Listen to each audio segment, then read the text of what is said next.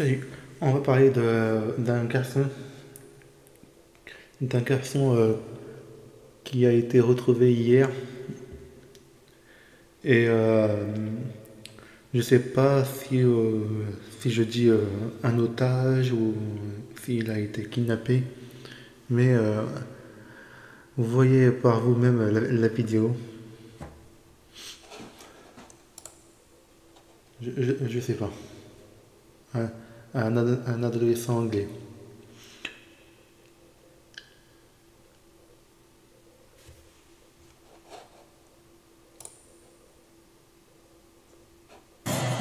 Et à la une, donc, ce soir, ce dénouement inattendu. 6 ans après la disparition d'un petit garçon anglais, Alex Batty.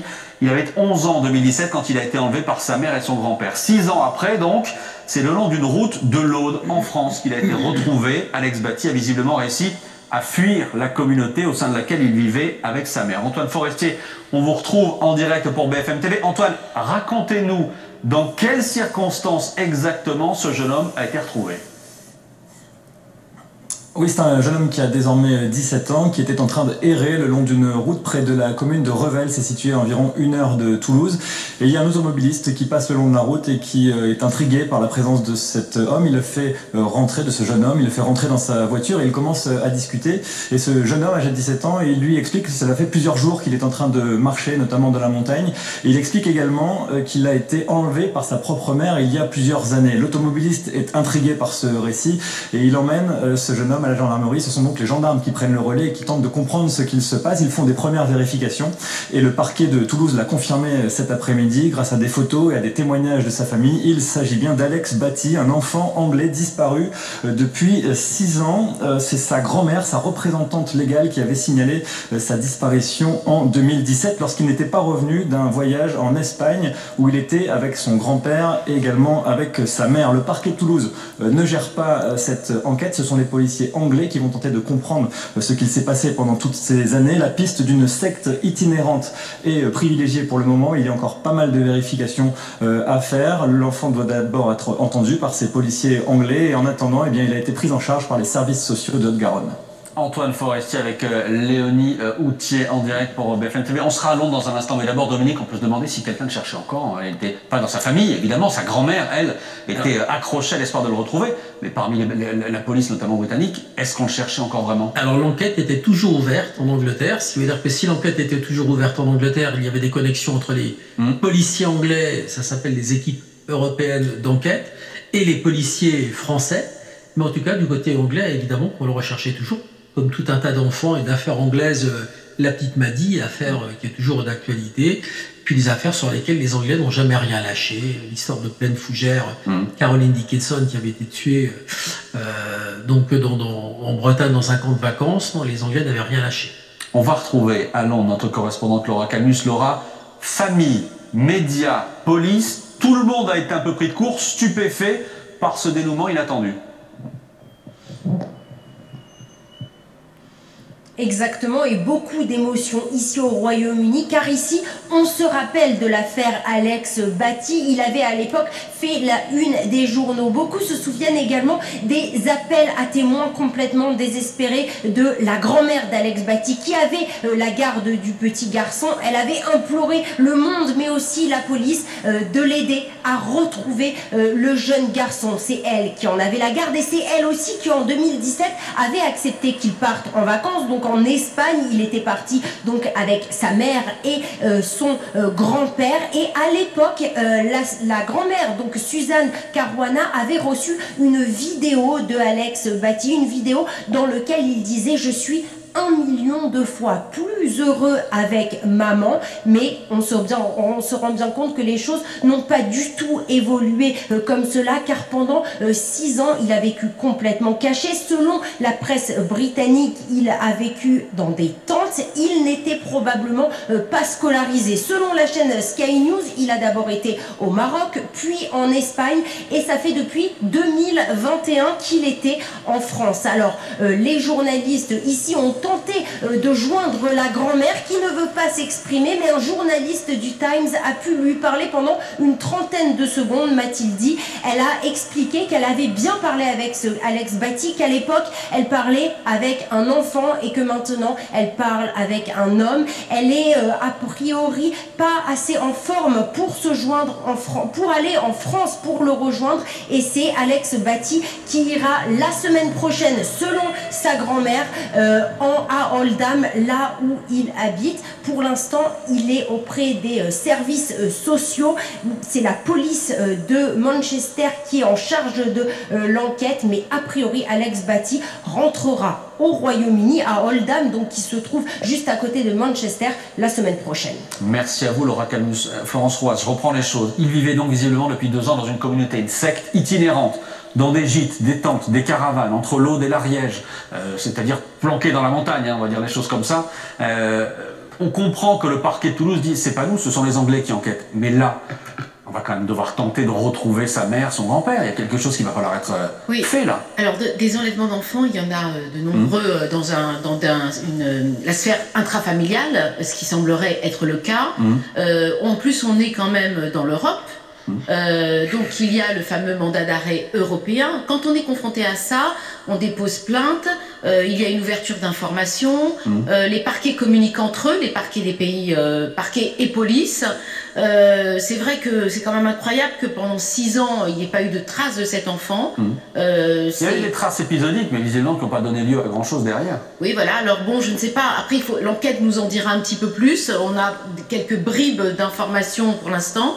Mais c'est vrai que généralement, quand on a un enlèvement dans un cercle familial, on a plus de facilité à retrouver les enfants, et a fortiori quand c'est dans le cadre européen, parce qu'il y a des accords entre les parquets et les polices qui font qu'on arrive à obtenir le retour de l'enfant où se situe sa résidence principale. Il y a quelque chose de très émouvant, c'est que 6 ans après, quand il se retrouve avec cet automobiliste français qui le recueille dans sa voiture et qui l'amène à la gendarmerie, visiblement, et on l'aura tout à l'heure cet automobiliste en direct avec nous à 23 h, il lui demande son téléphone portable pour envoyer un message à sa grand-mère.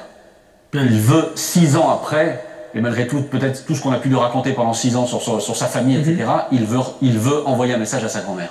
Bien sûr, ça veut dire qu'il est resté pendant 6 ans, peut-être en partie, pour une partie du temps en tout cas, avec sa mère et son grand-père. Ils sont peut-être toujours dans cette secte ou cette communauté. On ne sait pas s'il s'agit d'une secte, hein, c'est pas forcément des gens qui sont sectaires. Et puis à un moment, il décide de s'en aller. Il a marché visiblement pendant plusieurs jours.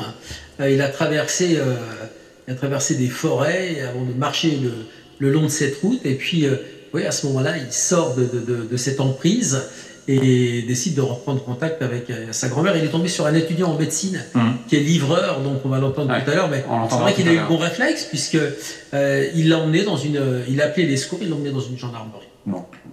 J'ai un problème avec les termes. Il est resté avec sa maman et son grand-père. C'est pas tout à fait un enlèvement, c'est une dissimulation. Un enlèvement, pour moi, c'est quand on retire un enfant à ses parents. Sauf que ses parents, la mère et le grand-père n'avaient pas la garde. Ils ne pouvaient pas avoir la garde. Il leur avait été retiré. Oui. Donc c'est un enlèvement. Oui, si l'on veut. Légalement, c'est un enlèvement. Il a une présence familiale et c'est pas... Certes, mais légalement, on va dire un détournement d'enfant. Voilà. Et 6 ans après, il se souvenait du numéro de sa grand-mère. Non. C'était touchant, ça, non ? Non, il a sur Facebook, figurez-vous. Retrouvé. C'est 2023. Ah voilà. C'est 2023.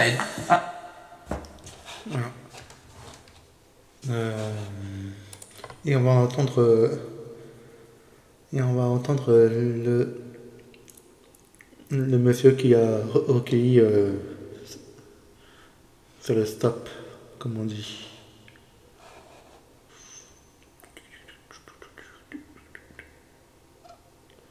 Et on va entendre le monsieur qui a recueilli le jeune homme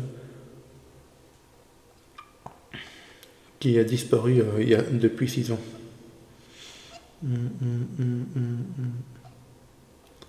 Normalement, si je le trouve.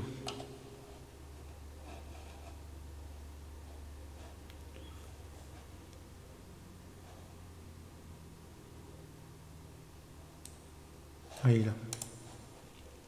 Il s'appelle Fabien, a recueilli L'ado disparu depuis 6 ans.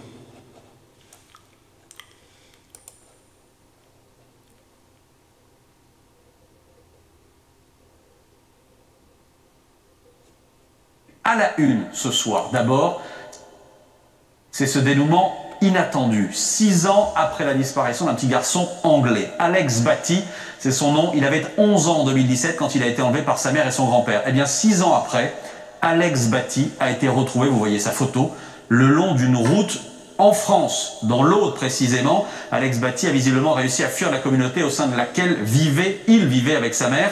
Antoine Forestier, on va vous retrouver en direct pour BFM TV. Vous êtes du côté de Toulouse, Antoine. Racontez-nous dans quelles circonstances exactement le jeune homme a été retrouvé.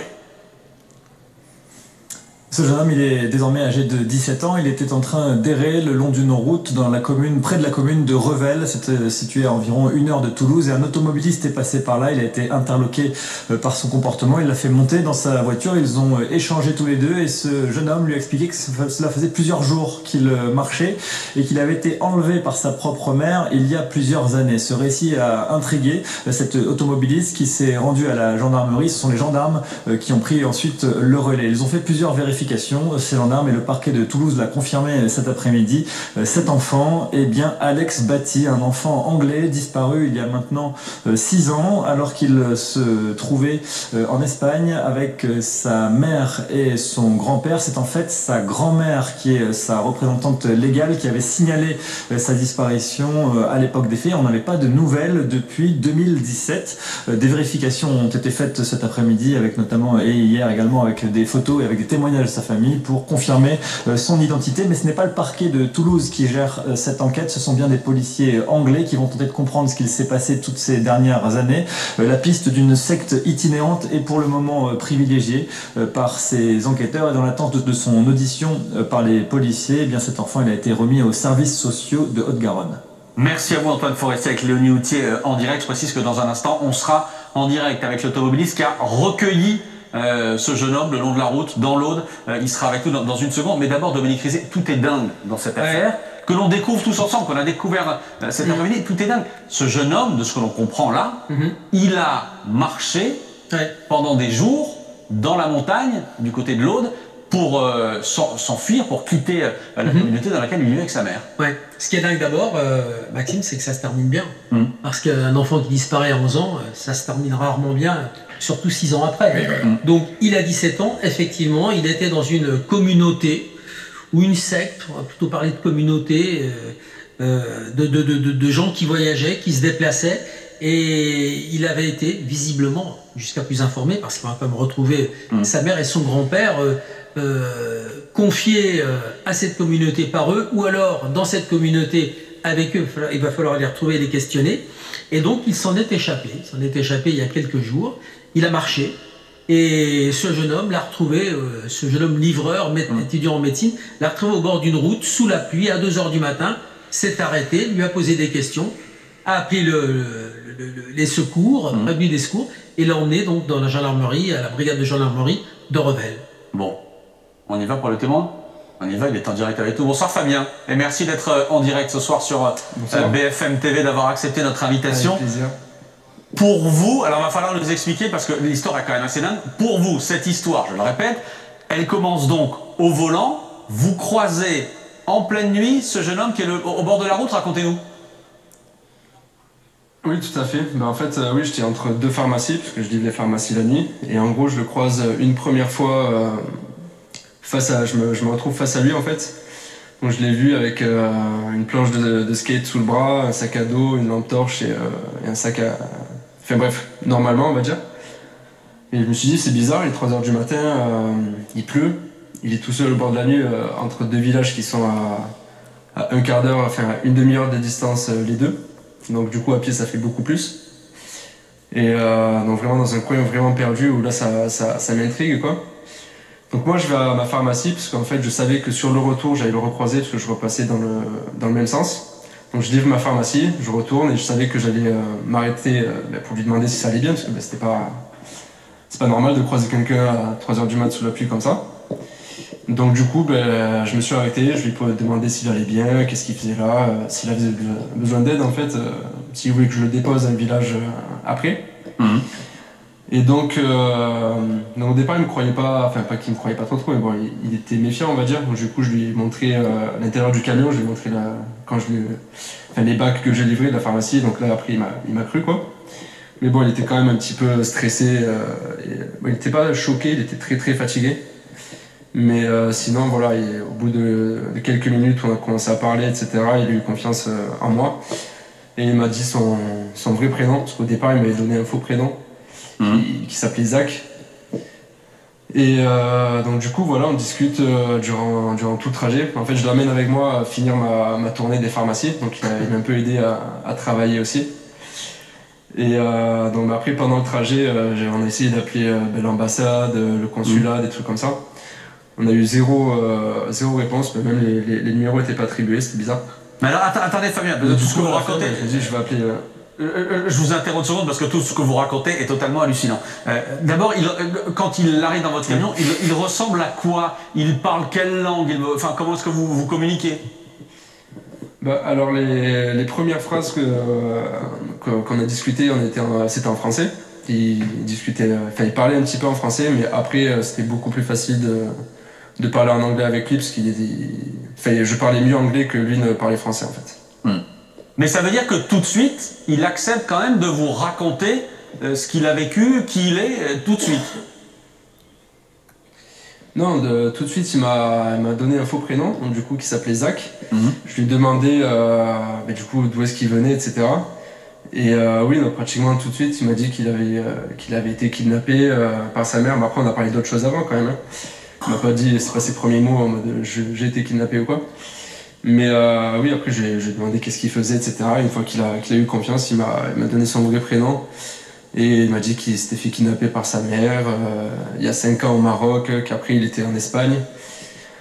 Et que là, ça faisait 2 ans qu'il était en France, dans une communauté spirituelle un peu bizarre, avec sa mère qui, elle aussi, était un peu bizarre, un peu illuminée. Il me faisait des gestes comme ça, donc du coup, j'ai compris un peu le profil, je pense. Mais du coup, non, ouais, voilà. Après, sinon, son état physique, il était normal, en fait. Moi, j'ai pas vu de différence. Après, j'ai pas vu énormément de gens qui s'étaient fait kidnapper non plus, mais de différence entre quelqu'un de normal et quelqu'un qui avait vécu ça, en fait. Genre, il était propre. Après, il avait 4 jours de marche dans les jambes. Je sais pas il vous a raconté ça, Fabien? Il vous a raconté ça, qu'il s'était enfui et qu'il avait donc marché pendant plusieurs jours dans la montagne? Oui, c'est ça, ouais. Après, ensuite, je sais pas s'il s'est... Enfin, oui, il s'est enfui, mais il n'était pas attaché non plus, il n'était pas enfermé dans une cage. Je pense que c'était... je sais pas si, en fait, je sais pas s'il est parti de son plein gré ou alors si il s'est enfui durant la nuit. Mais non, oui, en tout cas, il allait bien. Il n'était pas trop traumatisé. Il y a une chose, c'est qu'il vous emprunte, si je ne me trompe pas, votre téléphone portable. Oui, tout à fait, ouais. Pourquoi? Du coup, quand il m'a raconté son histoire, je lui ai demandé s'il voulait appeler quelqu'un pour... s'il avait des gens à contacter, en fait, pour expliquer sa situation, etc. Et du coup, il avait que sa grand-mère qui s'occupe de lui et qui est sa représentante légale, d'ailleurs. C'est pour ça que sa mère et son grand-père l'ont kidnappé, c'est parce qu'ils sont pas ses représentants. Et du coup, je lui ai donné mon téléphone avec mon Facebook. Il a envoyé un message à sa grand-mère sur Facebook. Mais bon, elle l'a toujours pas vu depuis. Du coup, ça n'a pas trop bien marché. Et voilà, après, sinon, il n'avait pas d'autres... je me demandais s'il avait des amis ou quoi d'enfance, mais bon, après, depuis ses 11 ans... Est-ce que vous l'avez senti stressé, inquiet? Comment vous l'avez senti? Elle était stressée d'être parti, en fait, de s'être enfui, je pense. Mais il était beaucoup plus soulagé, en fait, d'en être parti, du coup, et de pouvoir avoir une vraie vie par la suite, on va dire, une vie normale. Et du coup, soulagé aussi de pas être tout seul au bord de la route à 3h du matin, sous la pluie, quoi. Clairement, il voulait fuir la vie qu'il a eue depuis quelques années. Oui, tout à fait. Ouais. Oui, il en avait marre et il s'est dit j'ai 17 ans, il me faut un avenir. Quoi. Il ne voyait pas son avenir là-bas. Donc, vous poursuivez votre tournée pour livrer les pharmacies avec ce jeune homme. Encore une fois, je rappelle pour ceux qui nous rejoignent, la photo de celui que vous voyez là à l'écran, c'est un jeune Anglais. Sur la photo, il a 11 ans. C'était la photo qui avait été diffusée par la police de Manchester à l'époque. Ce jeune garçon de 11 ans disparaît en 2017. Et donc, Fabien, qui est avec nous, l'a retrouvé sur une route de l'Aude en France cette semaine. Et il est là pour nous le raconter. Vous nous disiez donc que vous poursuivez votre tournée en pleine nuit avec lui à vos côtés et qui vous aide pour livrer les pharmacies. Et ensuite, qu'est-ce que vous faites? Mais du coup, on finit la tournée. Et ce qui est drôle d'ailleurs, c'est que la dernière pharmacie qu'on livre, c'est que il y avait une patrouille de gendarmes qui nous est passée à côté, qui nous a bien observés et qui était en civil du coup. Et c'est cette même patrouille de gendarmes qui après nous a récupéré plus tard, une fois que j'ai appelé la police pour leur expliquer la situation, que j'avais retrouvé ce garçon, qu'il était recherché, etc. Et du coup, voilà, on se retrouve à 5 sur un parking sur un petit village perdu, je sais pas comment il s'appelle. Mais ouais, du coup, la situation assez... c'est incroyable, c'est une histoire incroyable, quoi. Même là, aujourd'hui, je réalise pas trop, mais... Non, c'est dingue, je sais pas, c'est... Et attendez, les gendarmes, quand vous leur racontez cette histoire dingue avec le jeune homme à côté de vous, ils vous croient tout de suite. Oui, parce que du coup, j'avais déjà appelé le 17, et le mec, le gendarme que j'avais appelé, il avait vérifié aussi, du coup, et il avait fait suivre à la patrouille qui y arrivait, mais ouais, pareil, ils y croyaient pas, une histoire comme ça, surtout de retrouver un garçon... oui, non, c'est une histoire incroyable, en fait. Malheureusement, pratiquement jamais. J'ai encore quelques questions. Je sais qu'on doit vous libérer parce que vous devez aller travailler. J'ai encore quelques questions. Restez avec nous, Fabien, s'il vous plaît. Je veux juste entendre celles et ceux qui sont autour du plateau. Johanna Rosenbaum est en train d'halluciner sur cette histoire et peut-être aussi sur le comportement de Fabien, qui est le plus calmement du monde, en pleine nuit, sur une route de l'Aude, recueille ce petit garçon. Oui, en fait... C'est cet ado maintenant. Oui, là je souris parce que Fabien, il est solaire, son discours, il est extrêmement agréable à raconter. Il y a une espèce de candeur qui est son récit est très agréable à entendre. Et puis surtout, on est concernant Alex Batty, on se dit que c'est vrai que la définition de la dérive sectaire, c'est qu'il n'y a plus de libre arbitre, il n'y a plus d'esprit critique, il n'y a plus de consentement, il y a une forme de machine à broyer qui ne permet plus de penser par soi-même et pour soi-même. Et malgré tout, ce jeune qui a fait 11 ans, 17 ans, a réussi à un moment donné à réaliser, à conscientiser qu'il n'avait pas d'avenir et jusqu'à décider de s'enfuir ou de quitter la communauté ou la secte. C'est pas tout à fait la même chose. Une communauté, ça a plutôt l'air sympa. Une secte, on est déjà dans une autre ambiance. Mais en tout cas, à s'extraire de ce huis clos pour retrouver sa liberté. Fabien, qu'est-ce qu'il vous a raconté de sa vie pendant ces 6 années, justement?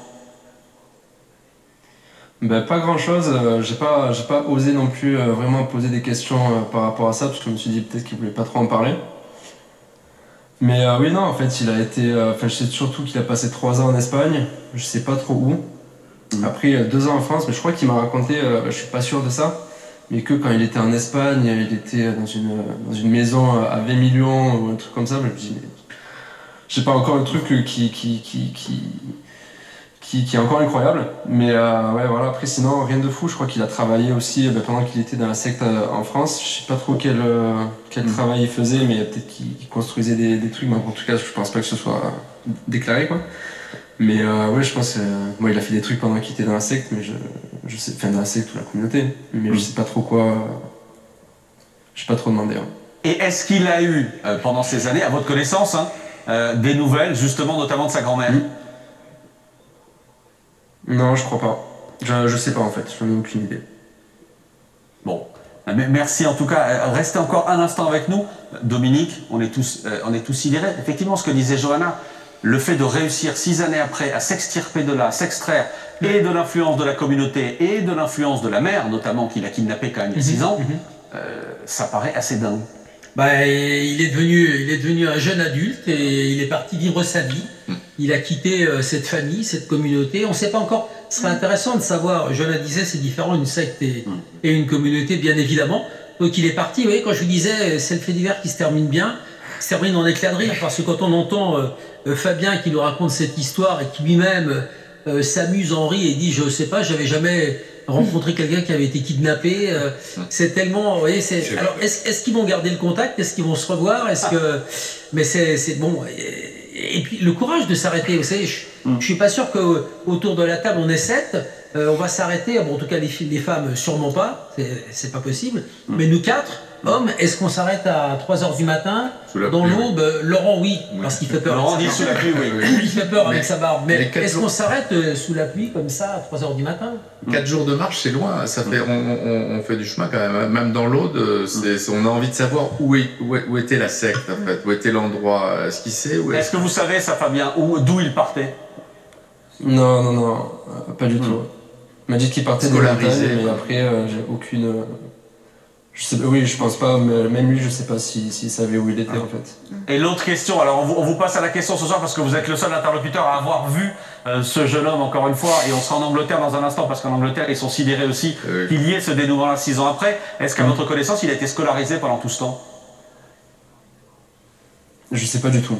Vous savez pas? Bon. J'ai pas posé la question, non. Et alors, une toute dernière question avant de vous laisser partir, parce que vous avez une tournée aussi, si j'ai bien compris, ce soir, pour aller livrer aussi les pharmacies. J'ai des gens à sauver encore. Oui, c'est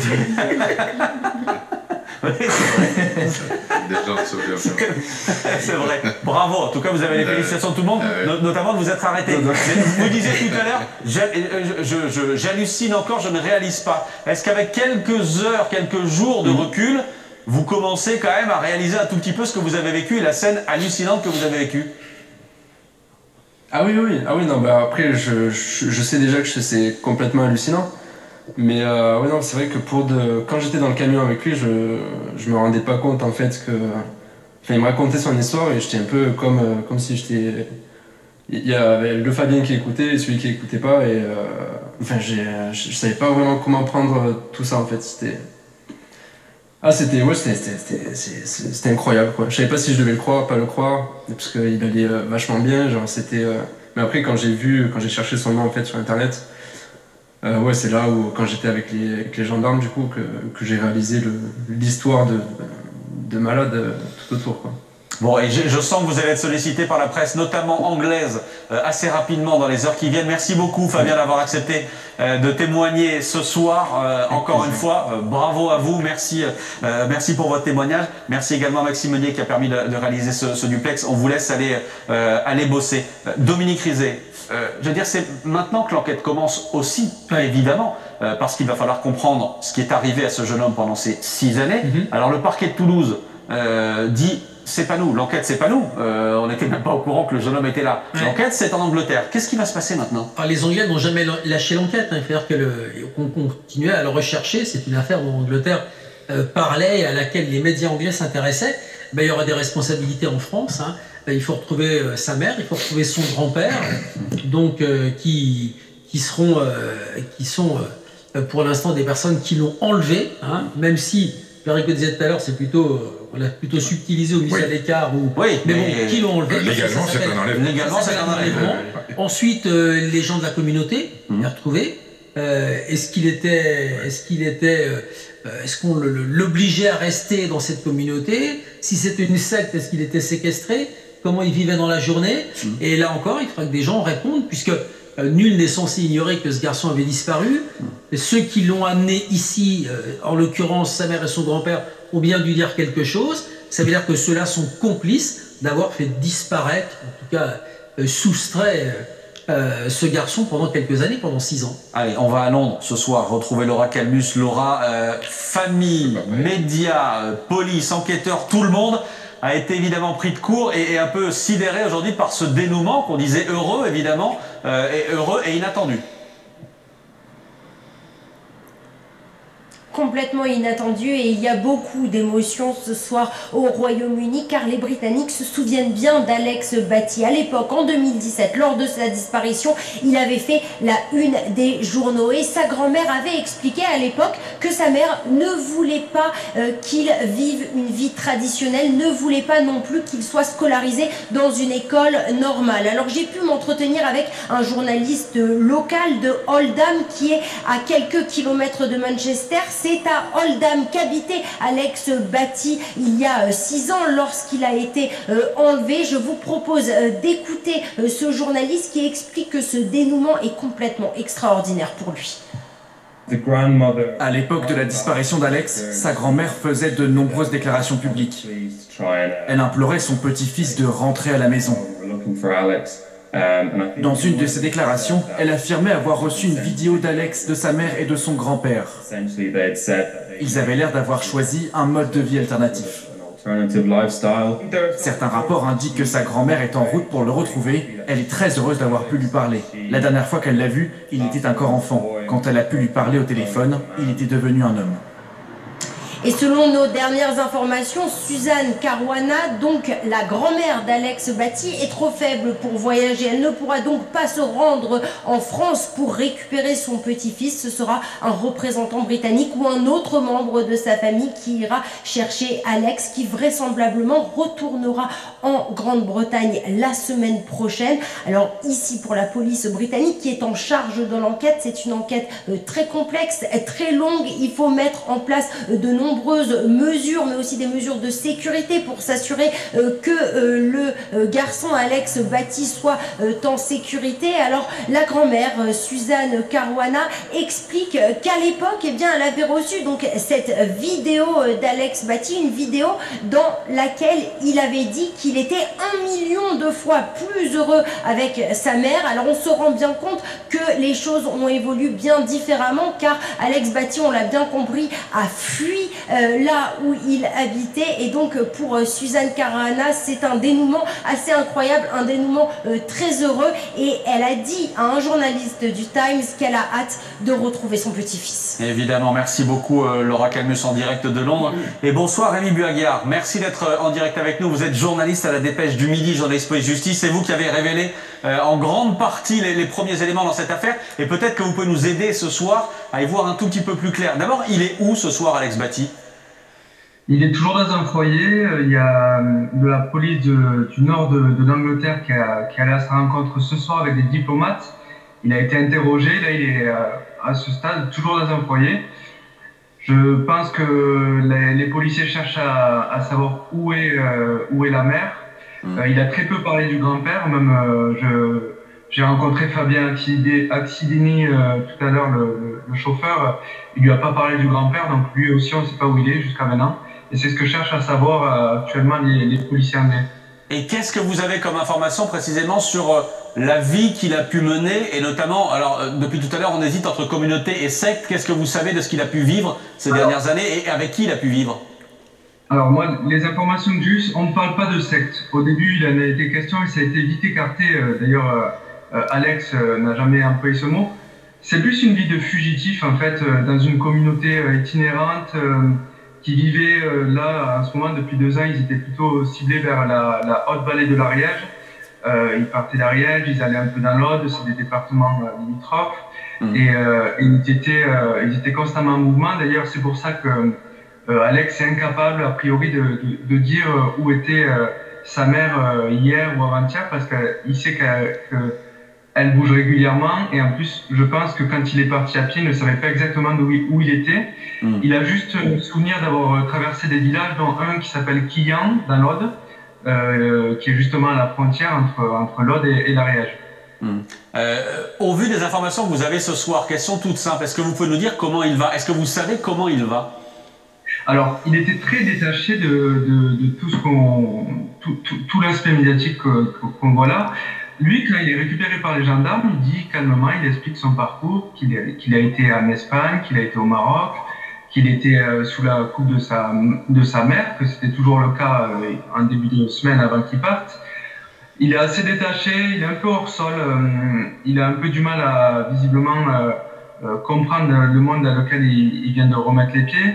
Et à la fois, il est aussi très motivé à l'idée de retrouver son ancienne vie. Et tout ce qu'il a fait là, visiblement, c'est pour retrouver sa grand-mère.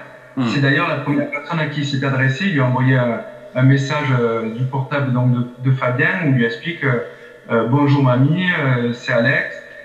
Je suis en France à Toulouse. J'espère vraiment que tu recevras ce message parce que j'ai envie de te voir, je t'aime. C'est la première chose qu'il a écrite. Bon, c'est dingue. Merci beaucoup Rémi. Merci d'avoir été en direct avec nous. En anglais. En anglais. Et il y a quelque chose de terriblement émouvant, Laurent Valdiguier, Johanna, terriblement émouvant de voir que ce gamin-là 6 ans après, il n'a pas eu de contact avec sa famille, de ce que l'on comprend, pendant 6 ans avec cette grand-mère. 6 ans après, c'est à elle tout de suite qu'il pense. Et c'est à elle qu'il envoie tout de suite ce premier message, même si on sait maintenant qu'elle ne l'a pas vu. Bah, c'est vrai que c'est un côté la grande évasion, c'est un peu un conte de fées, tout d'un coup. Ce qui est énigmatique, c'est comment il a vécu avec sa mère, là, dans ces communautés itinérantes dans l'Ariège. Quillan, c'est pas un petit village, hein, c'est quand même une grosse ville, Quillan. Ouais, c'est pas... 4 jours de marche, c'est même dans l'Ariège et dans l'Aude, on en fait du chemin. Enfin, c'est un petit côté mystérieux, donc ça, il faudra qu'il le raconte. C'est vrai qu'il faudrait pas qu'il soit à nouveau kidnappé aujourd'hui, donc on imagine quand même que les gendarmes, les autorités anglaises ont foncé, l'air de rien, hein, parce que là, il est déjà... Oui, elles sont déjà là ce soir. Elles sont déjà là ce soir, hein, ils ont pris les choses tout à fait au sérieux. La grand-mère me semble... J'ai aucune idée, hein, je suis très prudent. 6 ans, elle est quand même originale un peu, elle aussi. Quand on perd quelqu'un, on remue ciel et terre, on fait... C'est ce qu'elle a fait, c'est ce qu'elle disait tout à l'heure, le journaliste. Mais non, en fait, on n'a pas du tout l'impression qu'il a été recherché, ce jeune homme. Pardon, mais le journaliste qu'on entendait tout à l'heure disait, à l'époque, au moment de la disparition... Au tout début. Au moment de la disparition... Oui, mais attendez, on a quand même, depuis quelques années, le cas d'enfants disparus. On voit comment les familles concernées, parents, grands-parents, ont remué ciel et terre, les médias, pétitions, marches blanches. Après, j'ai l'impression qu'elle est très seule, la grand-mère. Elle est très seule, elle a l'air d'être seule et en mauvaise santé. Ce que j'ai vu, elle l'a fait au début, et ensuite je crois qu'elle a pris acte que... honnêtement, on ne sait pas. Non, soit elle avait un doute ou une présomption qu'il était quand même quelque part vivant, soit elle a renoncé parce qu'elle a dit je ne le retrouverai pas, mais peut-être elle savait où il se trouvait, tout simplement, parce que manifestement c'est une famille, en fait c'est un enlèvement intrafamilial, mais j'ai l'impression qu'au début elle s'est manifestée, ça a été médiatisé, puis après elle a un peu jeté l'éponge. Semble-t-il, la mère et le grand-père avaient une vie un peu fantasque dans une communauté, c'est plus de cet ordre-là que de l'ordre sectaire, semble-t-il, et en fait il n'a pas fui, ce jeune, manifestement, il est parti, il est parti faire sa vie. Oui, je le sens pas, quand même il s'est pas sauvé, on n'a pas il le explique sentiment. visiblement que c'était la vie qu'avait choisi sa mère, c'était pas celle qu'il voulait lui. Oui. Et il a bien oui, compris. mais Il a bien compris. C'est extirpé de quand quelque chose, quand même. Ouais. Et d'ailleurs, je tiens quand même dans le témoignage qu'on a eu, c'est il arrive, il monte dans la voiture, il est méfiant, il a eu l'impression d'être isolé d'un monde, on a l'impression qu'il s'est extirpé de quelque chose. Et par ailleurs, sur la figure de la grand-mère, je pense qu'il y a des connaissances intrafamiliales sur les portraits de la grand-mère, du grand-père et de la mère, puisque la grand-mère a signifié il y a quelques années qu'elle se doutait qu'ils étaient au Maroc. Simplement, moi je pense qu'au vu des éléments, mais ça a confirmé qu'on a d'isolement d'un enfant, d'un adolescent qui s'extirpe, que ce ne soit pas une secte, c'est une chose, mais qu'une communauté commette des dérives sectaires, c'est une possibilité, et ça questionne quelque chose de franco-français autour de l'institution de la Miviludes, qui est en agonie, notamment à cause de la clique Gravel, Chiappa et Sifa. Oh là, vous ramenez non, mais parce que c'est franco-français, non, parce que c'est franco-français. Comment est-ce qu'aujourd'hui on surveille ces communautés-là? On a connu le même genre d'affaires en France, c'est Philippe Boileau à la rédaction qui est venu nous voir tout à l'heure en nous rappelant cette affaire. Le monsieur s'appelait Xavier Fortin. Ah, c'est dans le même coin. Dans l'Ariège. L'histoire inspirée de films, La belle vie de Jean Denisot et Vie sauvage de Cédric Kahn. Séparation douloureuse entre Xavier Fortin et son épouse Catherine Martin. Et il part avec leurs 2 enfants qui ont 5 et 7 ans. Et ils vont se réfugier de 98 à 2009. Ce sont des néo-ruraux, ils vont se mettre dans des cabanes, vivre dans des cabanes. Et au moment où cet homme est arrêté, eh bien, ces 2 fils ont grandi, ils ont 17 et 19 ans, ils travaillent en Corse, ils récoltent des olives et ils vont revenir et soutenir leur père et dire on n'était pas malheureux, on était bien avec lui. Le père a été condamné, 2 ans d'emprisonnement et c'est effectivement dans Alex a dit qu'il travaillait. Le pays de l'Europe. Je connais bien l'Ariège, mais c'est pas si reculé que ça non plus. C'est quand même la terre des Qatars. C'est quand même la terre des Qatars. D'accord. La question, Johanna Rosenblum, maintenant que ce jeune homme est aux mains de la police, qu'il va pouvoir retrouver sa famille, sa grand-mère, retourner en Angleterre, c'est comment est-ce qu'on le ramène, d'une certaine manière, à une vie normale? Et il va falloir savoir quelles séquelles il a de ces 6 années passées dans cette communauté ou cette secte, comme vous disiez, la Miviludes, la mission interministérielle de vigilance et de lutte contre les dérives sectaires. qualifie très bien ce que c'est qu'une secte. Donc en discutant avec lui, on saura si, par exemple, il a continué à avoir des soins médicaux ou s'il y avait une espèce de médecine parallèle, s'il était isolé, s'il était engagé dans un processus de pensée de groupe, donc extrait d'un libre arbitre, s'il y avait des réponses stéréotypées, c'est-à-dire que dans les sectes, souvent, on est préparé à répondre de façon un peu unanime aux questions de l'extérieur, des pratiques incestuelles, une gestion des finances ou de l'extorsion d'argent, de la soumission, des discours antisociaux, des séminaires initiatiques. Plusieurs caractéristiques qui permettent de définir une secte, qui permettront aux enquêteurs de savoir s'il était plus dans une communauté ou dans une secte, et de voir ainsi à quoi il aurait pu être exposé, quelles séquelles il aura eu de ces 6 années passées, et puis il a l'air quand même de s'être malgré tout très bien structuré. Peut-être que les 5 premières années, il était confiné comme ça dans cette communauté, et puis en grandissant, se rapprochant de l'âge adulte, il s'est structuré psychiquement, il n'a pas oublié sa grand-mère, et il a eu cette capacité de lui-même à sortir de ce huis clos. Il va falloir retrouver la mère, éventuellement le grand-père, pardon, Ariège, Aude ou pas Ariège, pas Aude, une communauté itinérante, etc., ça se voit, ça se remarque. Enfin, une pensée quand même pour les mamans ou les papas dont l'autre parent est parti avec l'enfant à l'étranger et que la législation ne permet pas forcément de retrouver. Alors, c'est un autre voilà, les 1000 minutes, c'est très bien, heureusement qu'ils sont là. Il y en a 500 par an. 500 par an. Donc voilà, bon, c'est vrai que après, il faut savoir combien ils étaient aussi, parce que plutôt on dit une communauté, c'est pas non plus, ils étaient peut-être pas non plus 36 caravanes avec des tipis, peut-être ils étaient qu'à 5 ou 6, une famille, enfin c'est pas fournirait, hein, on est d'accord. Ouais, effectivement. On n'en sait rien, 36 caravanes avec des tipis. Oui, non, c'était visiblement pas ça. Mais en tout cas, on voulait vous parler de cette histoire ce soir, avec tous les témoignages à la clé. Merci en tout cas, Laurent, merci Johanna, merci. Voilà. Et voilà, que vous avez vu la vidéo. C'est on va dire, ça peut être tragique, mais ça s'est bien sorti. Et c'est quoi? Je vais mettre Fabien à Rocking. Je crois que c'est Alex. Hop.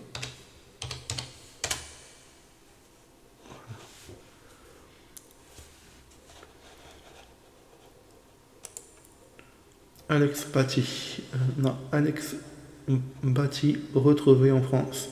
L'adolescent a été mis à l'abri et va être rapatrié en Angleterre. Disparu en Espagne en 2017.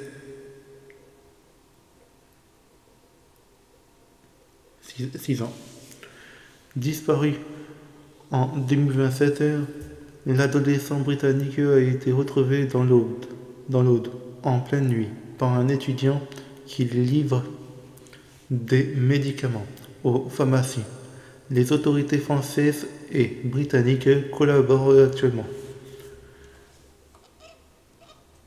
Le jeune de 17 ans, disparu en 2017, et retrouvé cette semaine en France, près de Toulouse, a été mis à l'abri par les services sociaux et doit être rapatrié rapidement, a-t-on appris ce vendredi 15 décembre auprès du parquet de Toulouse.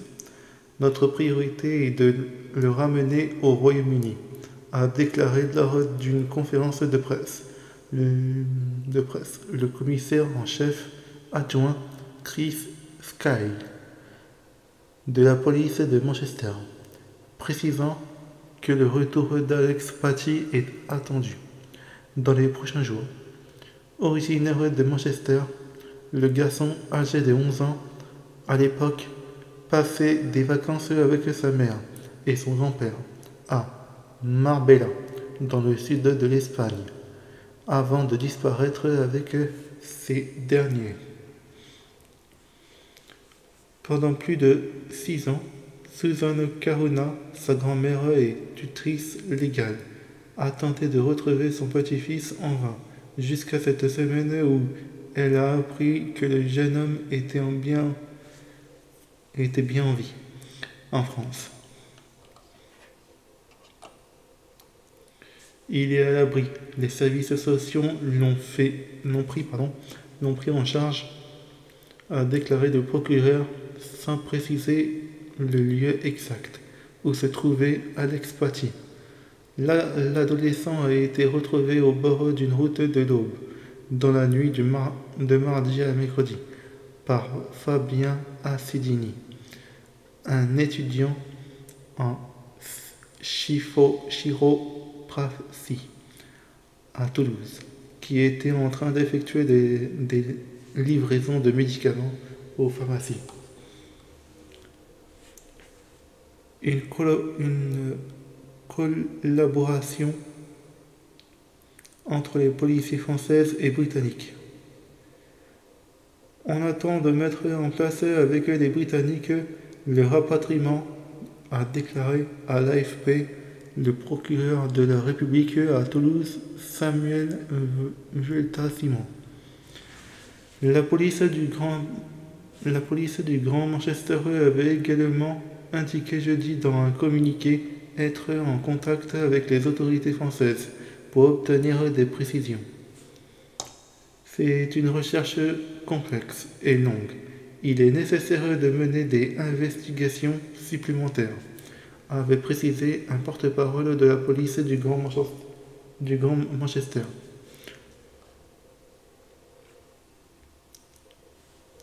D'après la BBC, qui cite une source policière, le jeune homme qui est en bonne santé a affirmé ne pas avoir subi de mauvais traitements. Ouais. Il avait raconté à Fabien Ancidini que sa mère l'avait enlevé lorsqu'il avait 12 ans et que, depuis, il avait vécu en Espagne dans une maison de luxe avec une dizaine de personnes, l'indique l'étudiant toulousain. Il serait arrivé en France vers 2021.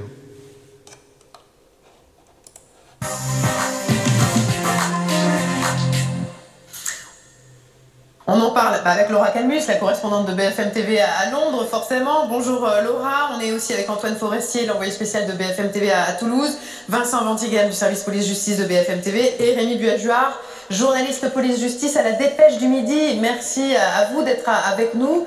Alors que donc on a appris cette réapparition incroyable de cet adolescent de 17 ans, disparu depuis 6 ans en Espagne alors qu'il était en voyage avec sa mère et son grand-père. C'est un chauffeur-livreur qui a retrouvé l'adolescent à gare sur une route à Revel près de Toulouse. Ce chauffeur-livreur, il s'appelle Fabien et on va l'écouter parce qu'il raconte sur BFM TV comment il a retrouvé ce petit garçon devenu adolescent. Écoutez. Bon, je le croise une première fois je me retrouve face à lui en fait. Donc, je l'ai vu avec une planche de skate sous le bras, un sac à dos, une lampe torche. Et je me suis dit, c'est bizarre, il est 3h du matin, il pleut. Il est tout seul au bord de la nuit entre deux villages qui sont à un quart d'heure, enfin à une demi-heure de distance les deux. Donc du coup à pied ça fait beaucoup plus. Je me suis arrêté, je lui ai demandé s'il allait bien, qu'est-ce qu'il faisait là, s'il avait besoin d'aide en fait. Au bout de quelques minutes où on a commencé à parler, etc., il a eu confiance en moi. Je lui ai demandé du coup d'où est-ce qu'il venait, etc. Et oui, donc, pratiquement tout de suite il m'a dit qu'il avait été kidnappé par sa mère. Mais après on a parlé d'autres choses avant quand même. Hein. Il m'a pas dit, c'est pas ses premiers mots en mode j'ai été kidnappé ou quoi. Mais oui, après j'ai demandé qu'est-ce qu'il faisait, etc. Et une fois qu'il a eu confiance, il m'a donné son vrai prénom. Et il m'a dit qu'il s'était fait kidnapper par sa mère il y a 5 ans au Maroc, qu'après il était en Espagne. Et que là, ça faisait 2 ans qu'il était en France, dans une communauté spirituelle un peu bizarre. Incroyable. Rémi, c'est vous à la Dépêche du Midi qui avez révélé cette réapparition. Donc ce garçon est retrouvé avec son sac à dos, une planche de skate sous le bras. Est-ce qu'on peut dire qu'il s'est échappé de quelque part? Alors, bonjour pour commencer. Non, il s'est pas échappé. A priori, il vivait en marge de la société comme un peu un fugitif dans des communautés spirituelles. Et en fait, il a décidé, visiblement, sans que sa mère le retienne, de partir faire son propre chemin. Il voulait revenir en Angleterre. Il est parti visiblement avec de quoi manger, de quoi boire. Comment se fait-il qu'il a erré pendant 4 jours? Justement parce que c'est une communauté visiblement qui est assez mobile et qui vivait du côté de Quillan, dans les Hautes-Vallées.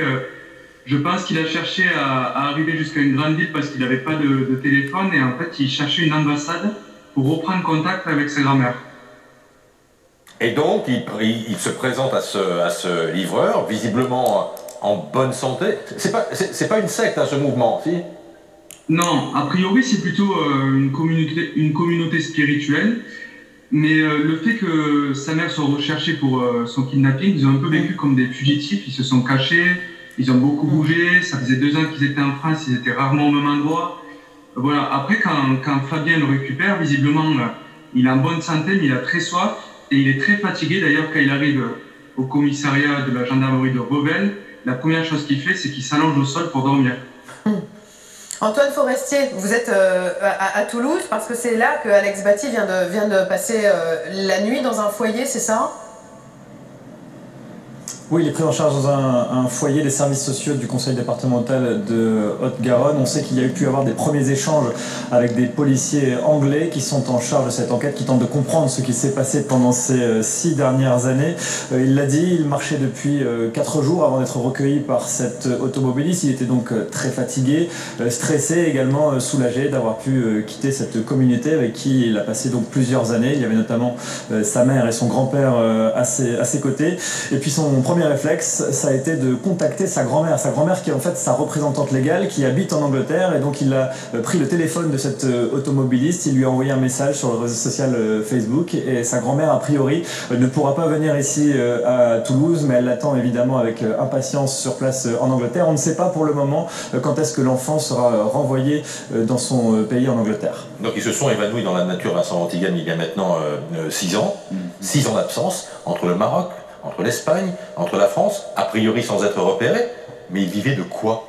Alors c'est vraiment une bonne question. Tout ce que l'on sait pour l'instant, c'est que c'était une communauté spirituelle. Ils ont vécu, vous l'avez dit, d'abord au Maroc, après ils ont rejoint la France, ils étaient dans les Hautes-Vallées de l'Ariège, parce que ce qu'il faut comprendre, la zone de Quillan dont faisait état notre confrère de la Dépêche, il se situe à 80 km de Revel, donc ça veut dire que durant ces 4 jours, il a parcouru cette distance. Une communauté itinérante qui vivait parfois dans des tentes, parfois dans des caravanes, et pour l'instant, on a très peu d'informations sur les conditions de vie, si ce n'est que, visiblement, il n'était pas scolarisé. Il y avait un avis de recherche pour les 3 membres de cette famille? Exactement, c'est la police de Manchester qui gère cette enquête et qui continuait à les rechercher. Il y avait un avis de recherche qui était émis, et du reste, il y a toujours un avis de recherche en cours pour retrouver sa mère et son grand-père qui auraient participé à l'enlèvement il y a maintenant 6 ans. Laura Calmus, l'histoire d'Alex Baty, on en avait peu parlé en France à l'époque, mais en Angleterre, elle avait eu beaucoup d'échos, notamment parce qu'on était juste après la disparition de Maddie McCain. Alex Baty, c'était l'autre Maddie aussi. Que dit-on ce matin à Londres de cette incroyable réapparition, Laura ? Oui, exactement. En fait, déjà, il faut le dire que cette histoire ravive les espoirs des autres enfants disparus. Comme vous l'avez dit, il y a Maddie McCain qui a disparu en 2007 et encore jusqu'à aujourd'hui, il y a des enquêtes qui se poursuivent et des anniversaires qui sont célébrés chaque année. Alors aujourd'hui, Alex Baty, qui avait fait énormément parler de lui en 2017 lors de sa disparition, a fait beaucoup parler de lui. Regardez par exemple aujourd'hui, eh bien, il fait la une du Daily Mail, le tabloïd Daily Mail, qui se demande où était Alex pendant toutes ces années, ces 6 dernières années. Car nous sommes désormais à la 2e étape de l'enquête. Certes, Alex se porte plutôt bien physiquement. On sait qu'il était en Espagne, au Maroc et puis en France depuis 2021, mais difficile de savoir comment il a pu rester caché pendant toutes ces années, et c'est désormais ce que les enquêteurs essayent de savoir. Justement, Vincent Ventigame, est-ce qu'on a des informations sur cette communauté spirituelle qui, apparemment, selon les premières informations, ne s'apparente pas à une secte? Alors, c'est-à-dire qu'on ne connaît pas exactement de quelle communauté il s'agit, on ne sait pas si elle est classée parmi les mouvements sectaires, tout ça est régi par des critères bien spécifiques. Tout ce qu'on sait, c'est qu'effectivement, c'était une communauté spirituelle dont il est parti libre, finalement, en tout cas, c'est ce qu'il a indiqué, avec sa mère, selon ses déclarations, un peu folle. Ce que l'on sait, c'est que voilà, cette communauté rechignait à scolariser les enfants, et pour l'instant, on n'en sait guère plus, si ce n'est qu'ils vivaient de façon itinérante. Au Maroc, on l'a dit, un peu en Espagne, et en France, dans les Hautes-Vallées, parfois dans des caravanes, parfois dans des tentes. On comprend qu'il y a à la fois sur l'affaire des enquêteurs britanniques et des enquêteurs français. Pour la partie française, est-ce que les enquêteurs vont chercher cette communauté, par exemple? Alors ce sont les enquêteurs britanniques qui ont la main sur cette enquête. Ils vont faire appel à ce qu'on appelle l'entraide pénale internationale. Ils vont travailler avec leurs homologues français, mais ce sont vraiment les Britanniques qui mènent l'enquête et qui vont effectuer les investigations en lien avec les gendarmes français, le parquet de Toulouse. Pour l'instant, le procureur de Toulouse a juste confirmé l'identité afin de permettre justement aux enquêteurs britanniques de se rendre sur place, de le rencontrer, de l'interroger. Et maintenant, on va envisager la suite avec cette entraide pénale internationale. Mais ce sont bien les Britanniques qui vont décider de la suite des investigations. D'après ce qu'il raconte, Rémi, est-ce que ce garçon était quand même connecté, j'allais dire, au monde contemporain, ou est-ce que la vie lui échappait? Alors, ce qu'ont ressenti les gendarmes quand ils l'ont eu en face de lui, c'est qu'il était un peu détaché de tout ce qu'il avait vécu, de tout ce qu'il voyait. Il n'était pas effectivement très connecté à la société. Maintenant, visiblement, il avait de l'argent sur lui, il avait déjà travaillé dans la communauté, donc il est pas totalement décroché, mais évidemment, il n'avait pas de téléphone portable, il n'a pas suivi les actualités, il ne devait pas vivre comme on vit nous tous au quotidien. Donc effectivement, il va avoir un problème peut-être pour se réadapter. Mais maintenant, le travail aussi, ça va être de savoir ce qu'il a vécu pendant cette période. Est-ce qu'il n'y a pas des traumatismes? Est-ce qu'il a été bien traité? Il va y avoir tout un travail psychologique sur lui. Voilà, et le contact visiblement s'est assez vite et simplement établi avec ce livreur, donc son sac à dos et sa planche de skate. Un peu surréaliste. Merci infiniment à tous les quatre. On va regarder la ligne qui est de la Dépêche du Midi, qui est à l'origine. Il avait raconté à Fabien Affidini que sa mère l'avait enlevé lorsqu'il avait 12 ans et que, depuis, il avait vécu en Espagne, dans une maison de luxe, avec une dizaine de personnes, indique l'étudiant toulousain. Il serait arrivé en France vers 2021. Je suis très heureuse. Je suis heureuse, a déclaré la grand-mère qui a la garde de l'adolescent au journaliste britannique The Sense jeudi. En 2018, elle avait déclaré à la BBC qu'elle pensait que la mère d'Alex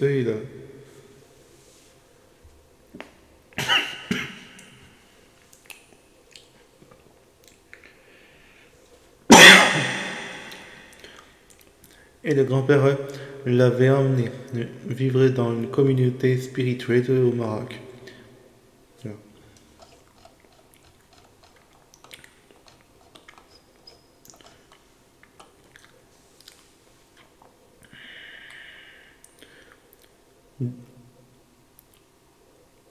J'étais où moi?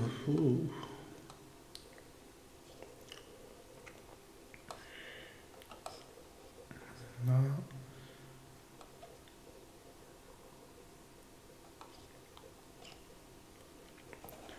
On était où? Voilà.